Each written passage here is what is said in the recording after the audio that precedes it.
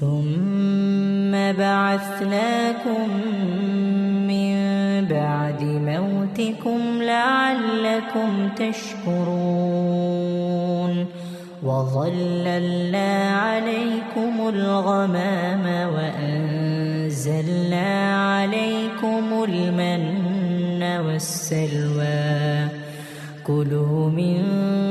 طيبات ما رزقناكم وما ظلمونا ولكن كانوا أنفسهم يظلمون وإذ قلنا ادخلوا هذه القرية فكلوا منها حيث شئتم رغدا وادخلوا الباب سجدا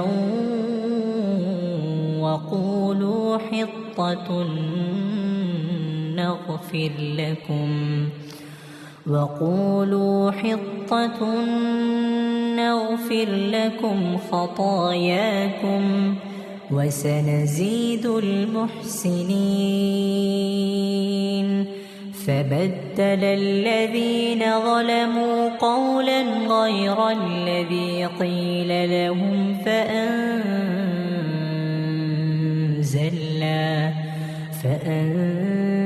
فأنزلنا على الذين ظلموا رجزا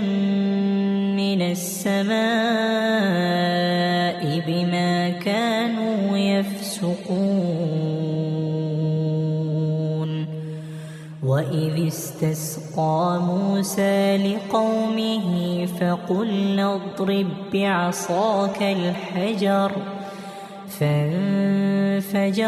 منه 12 عينا قد علم كل أناس مشربهم كلوا واشربوا من رزق الله ولا تعثوا في الأرض مفسدين